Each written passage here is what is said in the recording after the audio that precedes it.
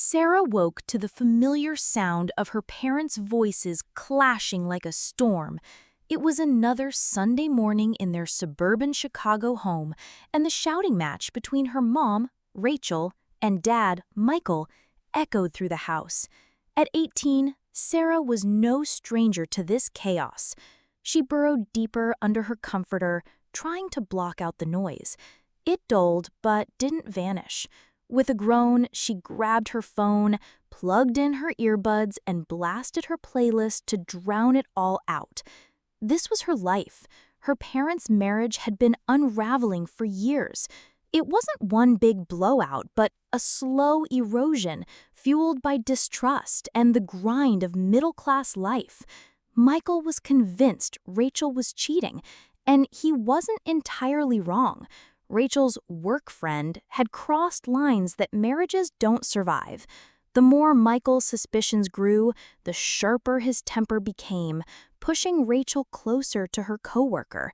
Caught in the crossfire, Sarah often thought, why don't they just get divorced already? When Sarah finally shuffled out of her room, the house was quieter, the tension hanging like a heavy fog. Her parents sat across from each other at the kitchen table, faces tight, like they'd just called a ceasefire. Michael spoke first, his voice edged with frustration. Fine, I'll call the lawyer tomorrow, but what about Sarah? Who's she staying with? Rachel didn't flinch. You're better equipped to handle her, Michael. I trust you with that. Michael's eyes flashed.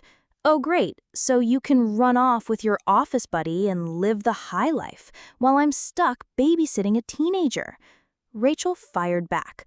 What, only moms have to step up in this world? She took a breath, then added, she can visit me sometimes, a weekend here and there. I'm okay with that. Sarah stood frozen, her eyes darting between them. She didn't say a word, but the truth hit hard. She was a bargaining chip, caught between two lives pulling apart. The endless fighting had left her drained, but deep down, the idea of their divorce felt like a lifeline. Maybe the yelling would finally stop. That evening, when Sarah got back from community college, the house was eerily calm. Her dad was on the couch, sipping coffee he'd brewed himself, a rare move. The usual stress lines on his face had softened. He even managed a half smile. Hey there, there's some coffee left if you want it. Sarah sat beside him, and Michael started explaining himself. I'm not the bad guy here, Sarah. Your mom screwed up. Her choices drove me up the wall, but she didn't exactly try to fix things either. Sarah couldn't hold back. I don't care who's right or wrong, Dad. If something's broken, you cut it out. Divorce is like surgery. It's the only way to move on. They talked for hours, the first real conversation in ages. Michael's resentment toward Rachel poured out, but Sarah just listened, her heart heavy, yet hopeful. The next day, Rachel called. Come see me tonight, Sarah. I'm at my new place. She gave an address in a nearby apartment complex, and Sarah agreed, even letting her dad know. He didn't object. On impulse, Sarah grabbed a bouquet of red roses from a corner store before heading to Willow Creek Apartments. When Rachel opened the door to apartment 111, Sarah's jaw dropped.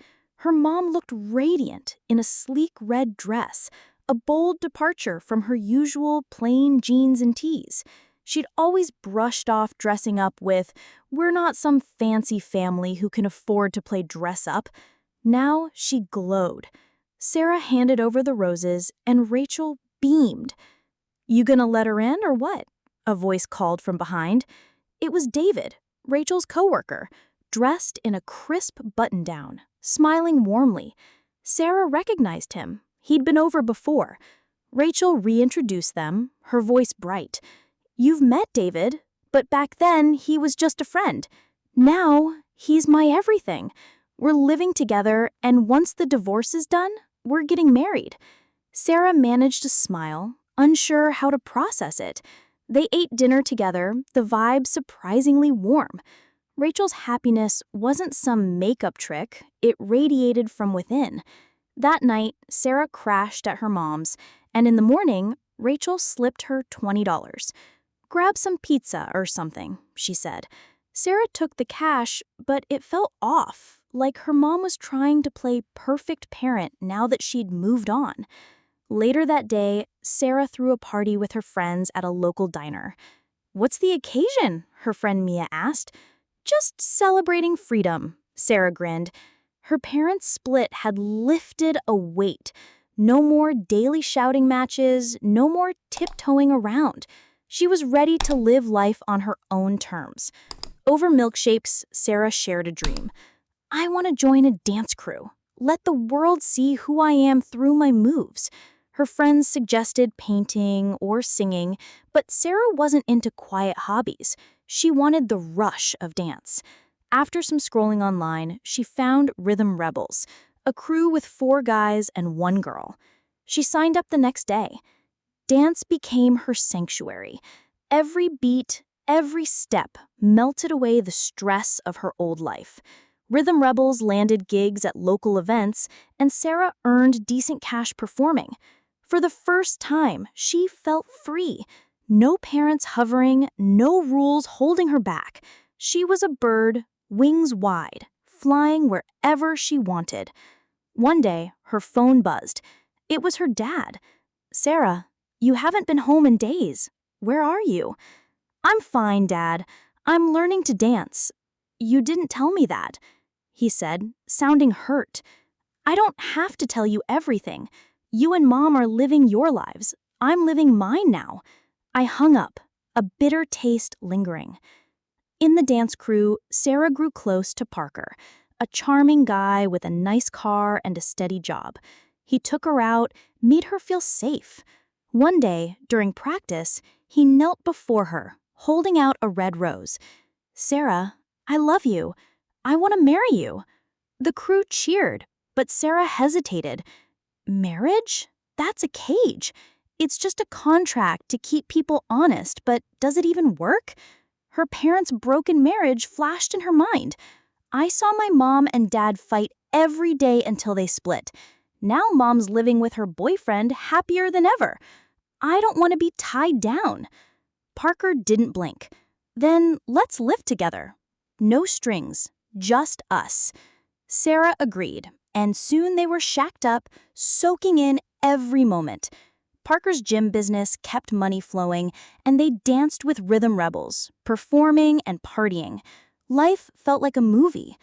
But one day, Emma, another dancer, pulled Sarah aside. "You're so young, Sarah. Doesn't living with someone feel heavy?" Sarah laughed, her eyes sparkling. "My parents only thought about themselves, not me. Why shouldn't I do the same? Life's for living, Emma, not for crying or chaining yourself to one person. Today I'm with Parker. Tomorrow maybe someone else. Who cares? I'm free." She walked away, leaving Emma speechless.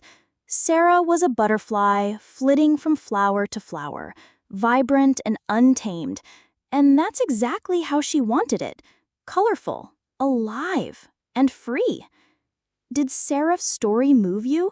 From chaos at home to carving her own path, Sarah's journey is a powerful reminder that sometimes breaking free is the only way to truly live. If you felt connected to her struggles, her dreams, and her desire to be free, don't forget to hit that subscribe button for more real, raw, and relatable stories, aka FF Life. What would you do if you were in Sarah's shoes? Drop a comment below and join the conversation. Your voice matters. More stories are coming. Stories about family, freedom, love, and finding your place in the world. Be a part of this journey. Subscribe now and never miss a moment.